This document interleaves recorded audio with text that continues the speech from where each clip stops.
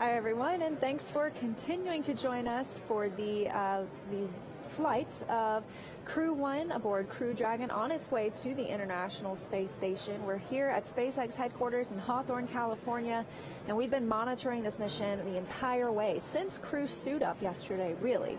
And then the crew lifted off last night at 7:27 p.m. Eastern Time. And coming up very shortly, we're going to get a really special treat. Yeah, we're going to get to see a live broadcast of the crew on board Dragon Resilience. Hopefully they'll be able to get us a small tour of their Resilience vehicle and also be able to answer some questions hopefully up there. So really excited to see that. I'm really hopeful that they show us not only around Crew Dragon, but they also tell us their experience so far. We heard earlier that Victor Glover has not stopped smiling since he launched. So I would love to hear more about how things are going. Right, and they could see his smile all the way to the International Space Station. Probably so. It's a pretty bright smile. So really excited for that. Stay tuned. Should be coming up here shortly in a few minutes. We're currently 152 kilometers away from station, Crew Dragon is, and we've already had 3 of the 5 major burns take place aboard Crew Dragon. You can see those demonstrated on the screen here. The first happened last night, about 45 minutes after launch. That was the phase burn. And then there was a short phase adjust burn this morning at 6:50 a.m. Pacific time. After that was the boost burn. That was at 8:22 a.m. this morning. And then shortly after, the closed co-elliptic burn at 9:03 a.m. Pacific time. That's the most recent burn we've had, and that put Dragon in a roughly 10-kilometer orbit all the way around the Earth.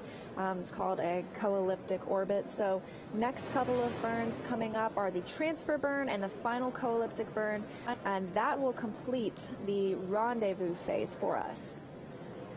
And those burns are coming up in about an hour from now.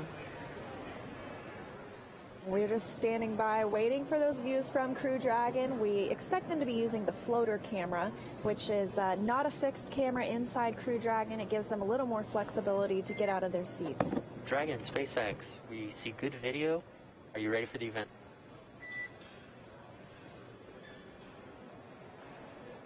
Resilience is ready for the event. Copy, we're go. Okay, everyone. Good morning, good afternoon, good evening, and welcome on board Crew Dragon Resilience. Victor, Shannon, Soichi, and I are very pleased to welcome you on board as we journey to the International Space Station. Currently, we're going to give you just a little bit of a tour of our home for the next few hours as well. And so starting, I'm sitting here in the cockpit, or the bridge, if you will. So this is where we are for launch and for landing, as well as when we get ready for docking. If you take a quick look here, you can see we've got 3 primary displays, touchscreen displays that we use to control resilience. And so we can bring up our procedures, we can bring up maps that show where we are over the Earth, and it's actually quite nice, the touch screens that we have here for controlling resilience. We also have some backup controls here, buttons, so that if anything should happen to these displays, we still have some of the critical functionality that we can accomplish with these buttons that you see here. So that's pretty much it here in the cockpit, and so now I'm going to pass you off to Ike.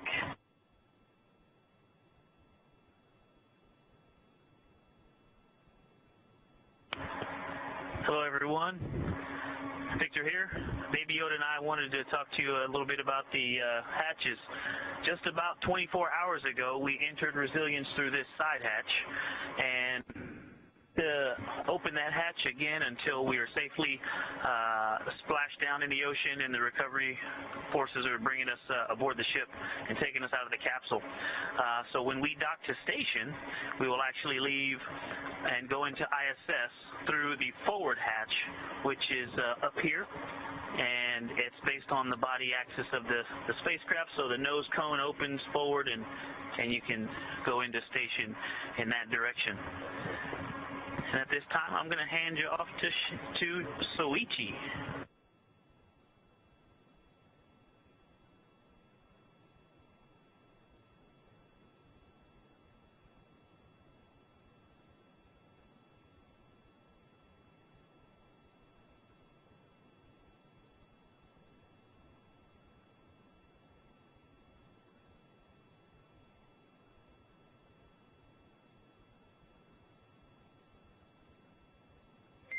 And Soichi, for awareness, we're not getting audio from you currently.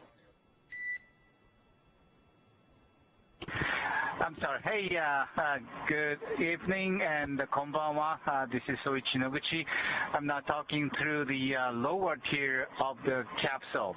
Many people see the seat, but Dragon capsule has amazingly vast area of storage. And I'm now sitting over the mid-deck lockers, and this is quite a roomy area. There might be some other creatures kind of slowly coming through you. And this is also a very important stuff. This is the storage area for the EVA equipment for us when we go up.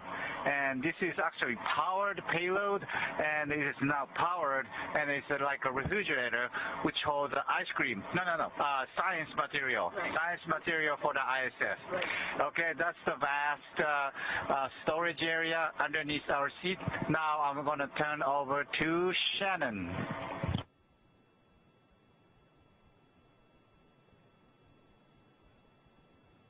All right. Thank you, Soichi. As you can see, with the four of us in this Dragon capsule, it's quite a bit more crowded than it was with just Doug and Bob. And so I thought I would show you some of what it's like to actually live on a spacecraft like this. You'll see that we actually have bags stowed all over the place, and this is for a number of reasons.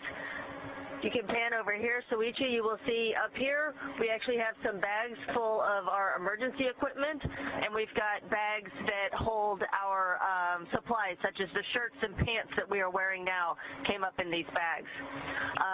You will also see that we've got things such as food and water stashed around, because every once in a while we like to have a snack. A little bit later on I'm going to have some trail mix. These are the water bottles that we have to drink out of. You can see it can be a little bit challenging because there is close out this little tour of Dragon Resilience here with something very, very special, actually.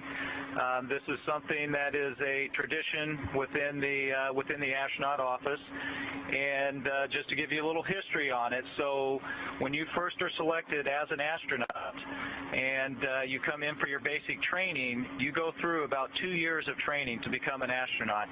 And then once that is complete and you graduate, we give each candidate now becomes an astronaut, but they're an unflown astronaut, and they get a silver pin. But once you've passed that 100-kilometer mark, you then get a gold pin.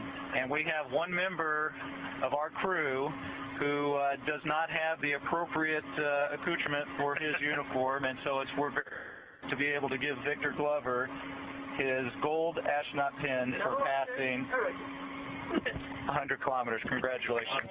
Thank you. Thank you. Crew one. Crew one. Again, thanks everyone for coming out. This is just an unbelievable experience. It has been fantastic so far, and we're looking forward. You know, we're about 21 hours into a 6-month mission, and so we are very excited for us. And I think I'm just going to close it with all for one, crew one for all.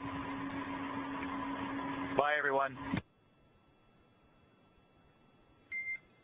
Hopper, thank you so much, and actually thanks to the entire Resilience crew for that amazing tour and great event. Congratulations, Victor. You must be so excited. And this concludes the event.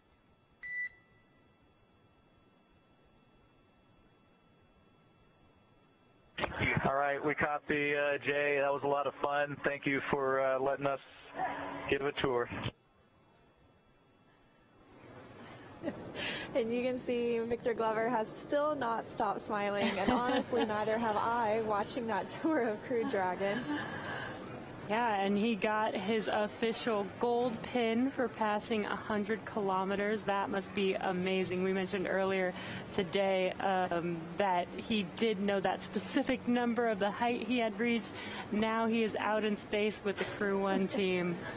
You can tell that this crew really have bonded over the last several months training together.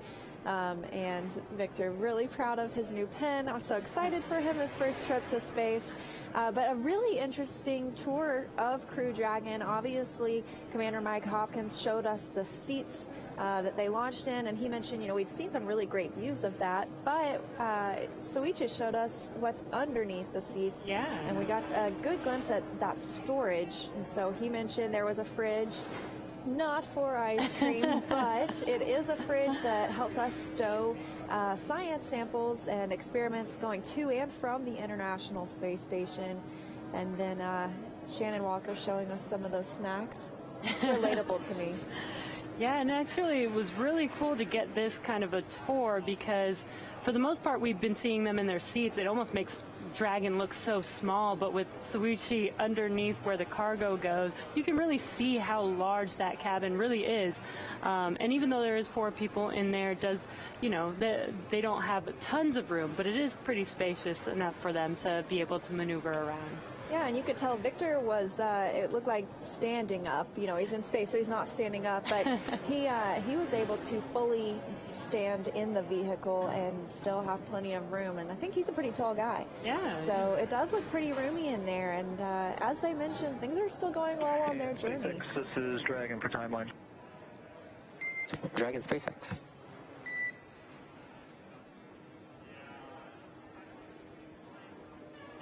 Hey Jay, just wanted to confirm with you that we don't have any other planned activities that need the floater camera, and so we might go ahead and start doing some cleanup in here around the cockpit, getting ready for approach. We concur, and that's a good plan.